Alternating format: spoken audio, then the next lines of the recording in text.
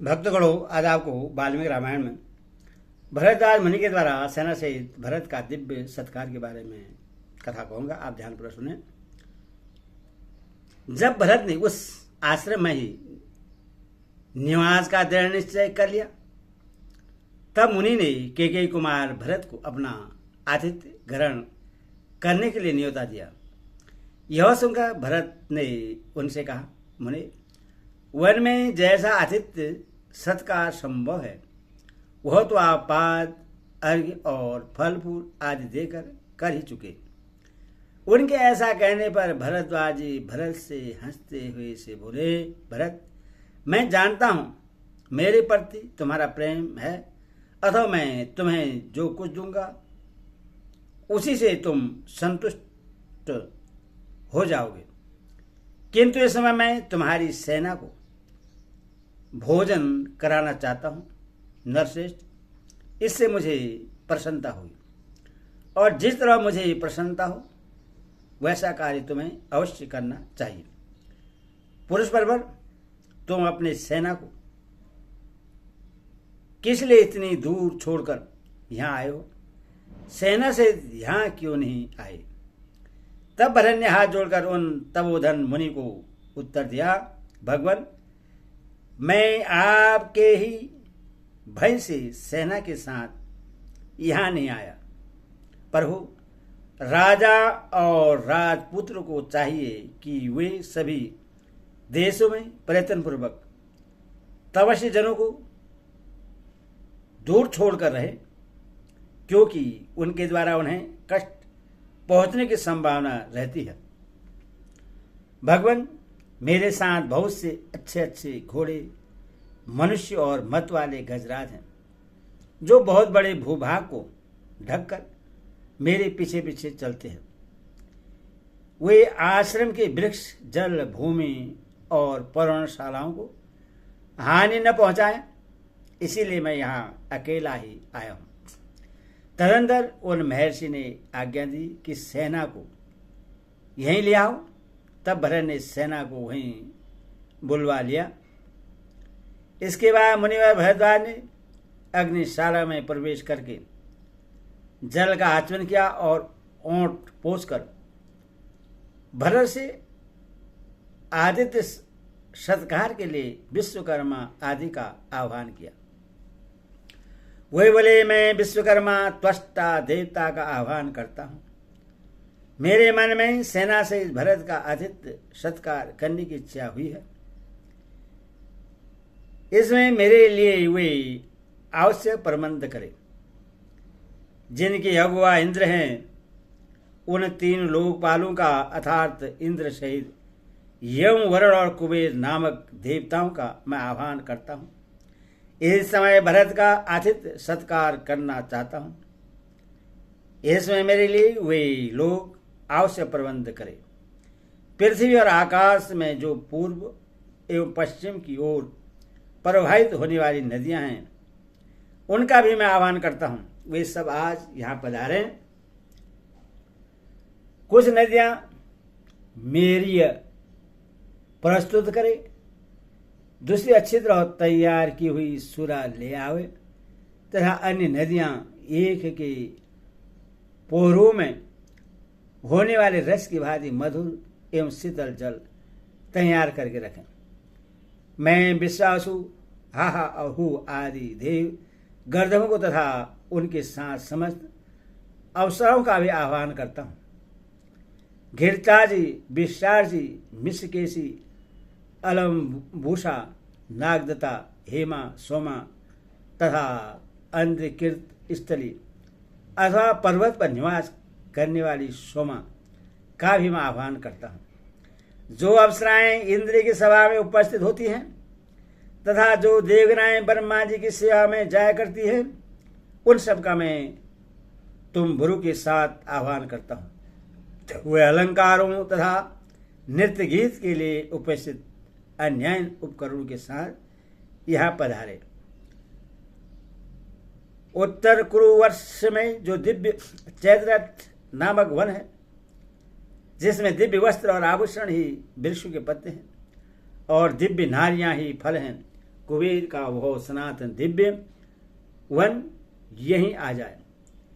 यहाँ भगवान सोम मेरे अतिथियों के लिए उत्तम अन्न, नाना प्रकार के भक्ष भोज, लेहा और चौस्य की प्रचुर मात्रा में व्यवस्था करें। वृक्षों से तुरंत चुने गए नाना प्रकार के पुष्प, धूप आदि पेय पदार्थ, नाना प्रकार के फलों से गुथे भी भगवान सोम यहाँ प्रस्तुत करें। इस प्रकार उत्तम व्रत का पालन करने वाले भरद्वाज मुनि ने एकाग्रचित और अनुपम तेज से संपन्न हो शिक्षा शास्त्र में बतलाई गई उच्चारण विधि और व्याकरण शास्त्रोक्त प्रकृति प्रयत संबंधी स्वर से युक्त वाणी में उन सब का आह्वान किया। इस तरह आह्वान करके मुनि पूर्वाभिमुख हो हाथ जोड़े मन ही मन ध्यान करने लगे। उनके स्मरण करते ही वे सभी देवता एक एक करके वहां आ पहुंचे। फिर तो वहां मल्य और दधुर नामक पर्वतों का स्पर्श करके बहने वाली अत्यंत प्रिय और सुखदायिनी हवा धीरे धीरे चलने लगी, जो स्पर्श मात्र शरीर के पसीने को सुखा देने वाली थी। तत्पश्चात मेघवर्ण दिव्य पुष्पों की वर्षा करने लगे। संपूर्ण दिशाओं में देवताओं की दुंदुभियों का मधुर शब्द सुनाई देने लगा। उत्तम वायु चलने लगी। अप्सराओं के समुदाय का नृत्य होने लगा। देव गंधर्व गाने लगे और सब ओर वीणाओं की स्वरहरियां फैल गई। संगीत का वह शब्द पृथ्वी, आकाश तथा प्राणियों के कर्ण कोहरों में प्रविष्ट होकर गूंजने लगा।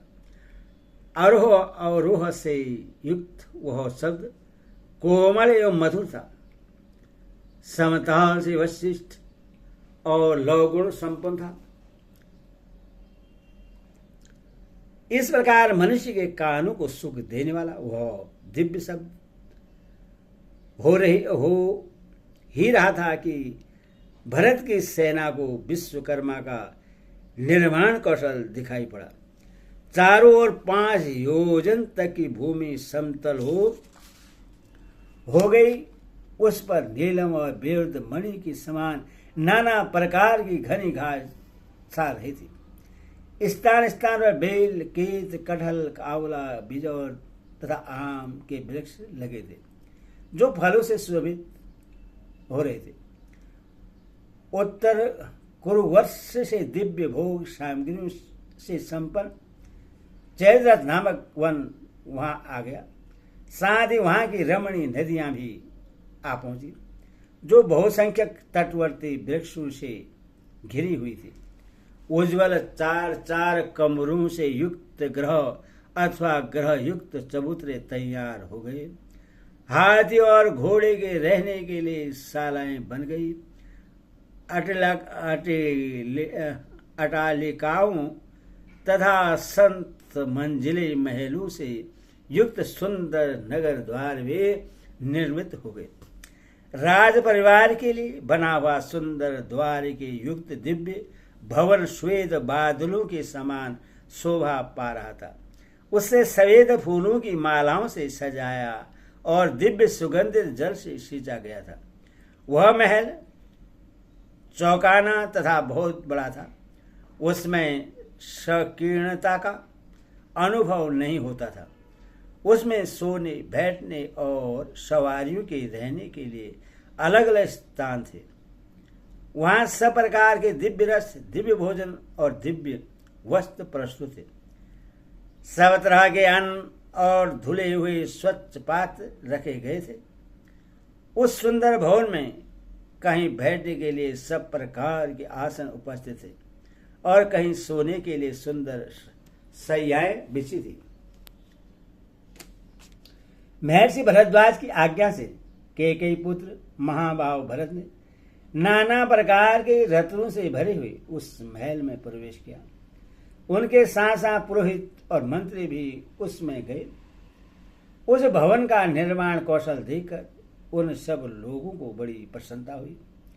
उस भवन में भरत ने दिव्य राज सिंहासन, चवर और छत्र भी देखे तथा वहां राजा श्री राम की भावना करके मंत्रियों के साथ उस समय राजभोग्य वस्तुओं की प्रदक्षिणा की।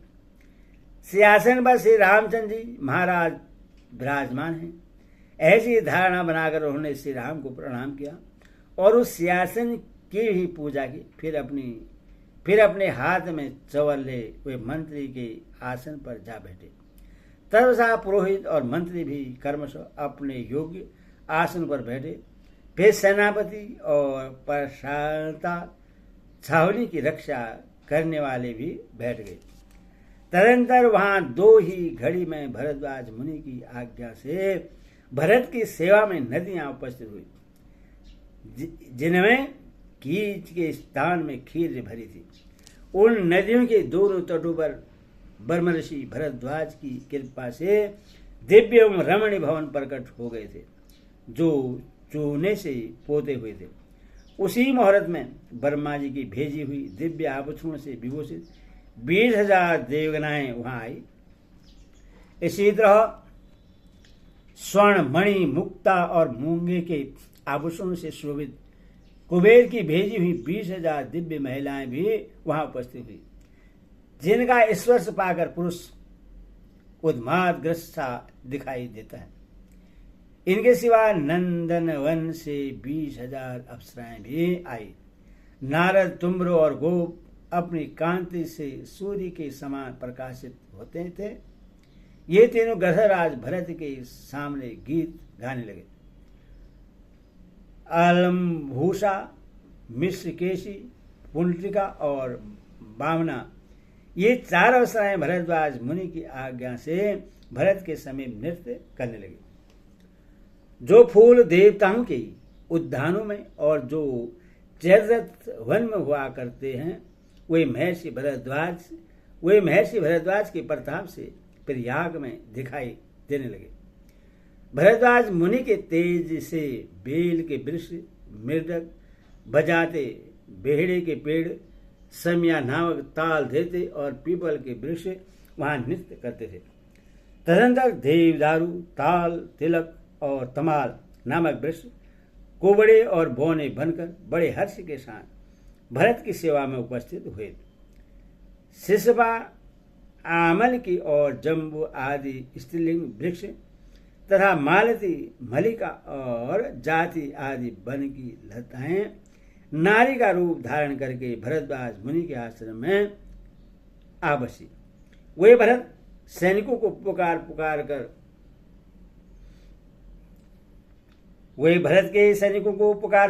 कहती थी, मधु का पान करने वाले लोगों, लो यह मधु पान कर लो। तुम में से जिन्हें भूख लगी हो वे सब लोग यह खीर खाओ और परम पवित्र फलों के गूदे भी प्रस्तुत है, इसका आस्वादन करो। जिसकी जो इच्छा हो वही भोजन करो।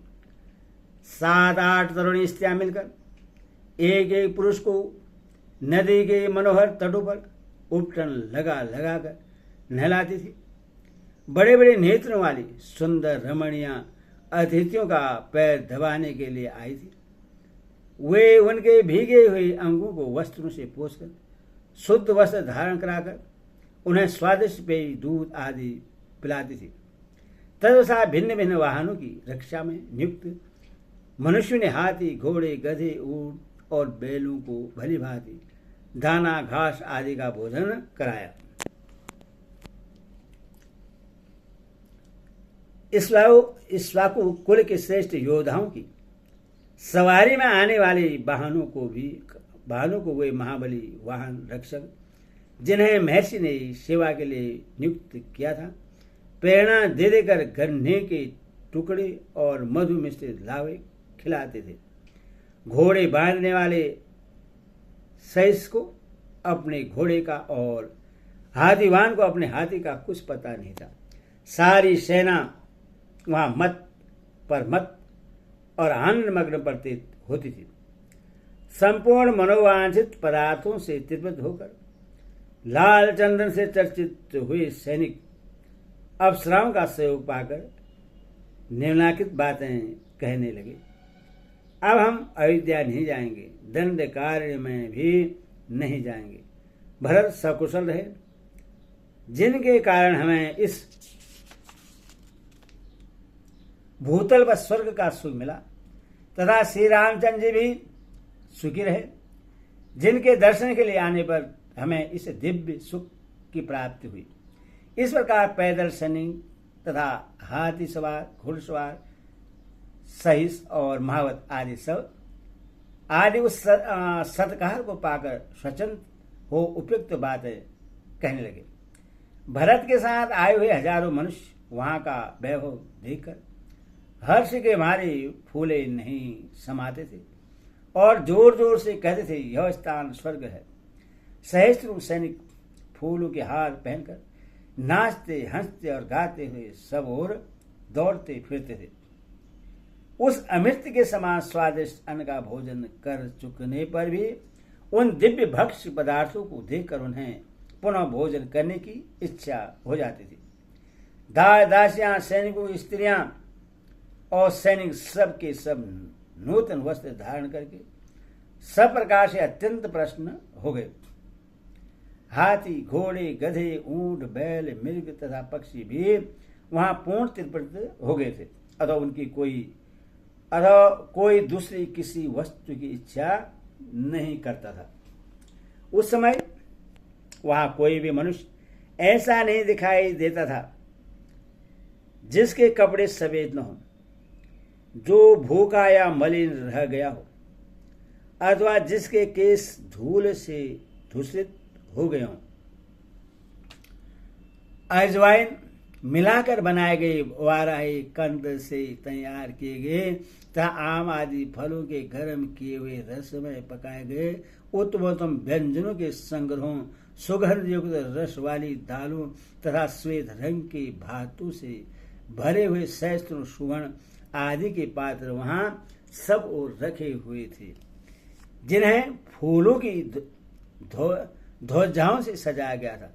भरत के साथ आए हुए सब लोगों ने उन पात्रों को आश्चर्यचकित होकर देखा।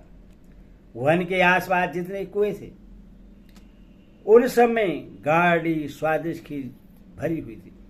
वहां की गौएं कामधेनु सब प्रकार की कामना को पूर्ण करने वाली हो गई थी और उस दिव्य वन के वृक्ष मधु की वर्षा करते थे। भरत की सेना में आए हुए निषाद आदि निम्न वर्ग के लोगों की तृप्ति के लिए वहां मधु से भरी हुई बावड़ियां प्रकट हो गई थी तथा उनके तटों पर तपे हुए पीटर कुंड में पकाए गए मृग, मोर और मुर्गों के स्वच्छ मांस भी ढेर के ढेर रख दिए गए थे।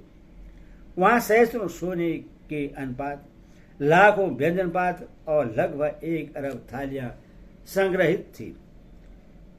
पीटर छोटे छोटे घड़े तथा मटके दही से भरे हुए थे और उनमें दही को सुस्वादु बनाने वाले सौंठ आदि मसाले पड़े हुए थे। एक पहर पहले के तैयार किए हुए केसर मिश्रित पीधवण वाले सुगंधित तक्र के कई तालाब भरे हुए थे। जीरा आदि मिलाए हुए चक्र, रसाल सफेद दही तथा दूध के भी कई कुंड पृथक पृथक भरे हुए थे। शंकरों के कई ढेर लगे थे। स्नान करने वाले मनुष्य को नदी के घाटों पर भिन्न भिन्न पात्रों में पीसे हुए आंवले, सुगंधित चूर्ण तथा और भी नाना प्रकार के स्नानोपयोगी पदार्थ दिखाई देते थे। साथ ही ढेर के ढेर दांतन जो सफेद कूचे वाले थे वहां रखे हुए थे। संपुटों में घिसे हुए सभी चंदन विद्यमान थे। इन सब वस्तु को लोगों ने देखा। इतना ही नहीं, वहां बहुत से स्वच्छ दर्पण, ढेर के ढेर वस्त्र और हजारों जोड़े खड़ाऊ और जूते भी दिखाई देते थे। काजलों से कजरोटे, कंधे, क्रूस, थकरिया, पृष, छत्र, धनुष, मर्म स्थानों की रक्षा करने वाले कवच आदि तथा विचित्र शैया और आसन भी वहां दृष्टिगोचर होते थे। गधे, ऊंट, हाथी और घोड़ों के पानी पीने के लिए कई जलाशय भी थे। जिनके घाट बड़े सुंदर और सुखपूर्वक उतरने योग्य थे, उन जलाशयों में कमल और उत्पल शोभा पा रहे थे। उनका जल आकाश के समान स्वच्छ था तथा उनमें सुखपूर्वक तैरा जा सकता था। पशुओं के खाने के लिए वहां सब और नील बेरुदमणि के समान रंग वाली हरी एवं कोमल घास की ढेरियां लगी थी। उन सब लोगों ने सारी वस्तुएं देखी। महर्षि भरद्वाज के द्वारा सेना से भरत का किया हुआ वह अनवर्चनीय आतिथ्य सत्कार अद्भुत और स्वप्न के समान था। उससे देखकर वे सब मनुष्य आश्चर्यचकित हो उठे।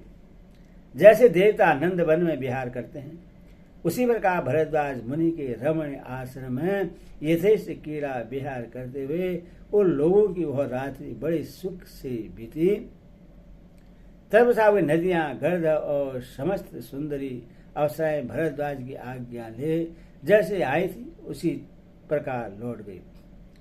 सवेरा हो जाने पर भी लोग उसी प्रकार मधुपान से मत और उन्मत्त दिखाई देते थे। उनके अंगों पर दिव्य अंगुयुक्त चंदन का लेप ज्यों का त्यों दृष्टिगोचर हो रहा था। मनुष्य के उपभोग में लाए गए नाना प्रकार के दिव्य उत्तम पुष्पहार भी उसी अवस्था में पृथक बिखेरे पड़े थे। इस प्रकार 12वें अष्टाधारी आदि काव्य अयोध्याकांड में 21वां पूरा हुआ। बोले सियावर रामचंद्र की जय।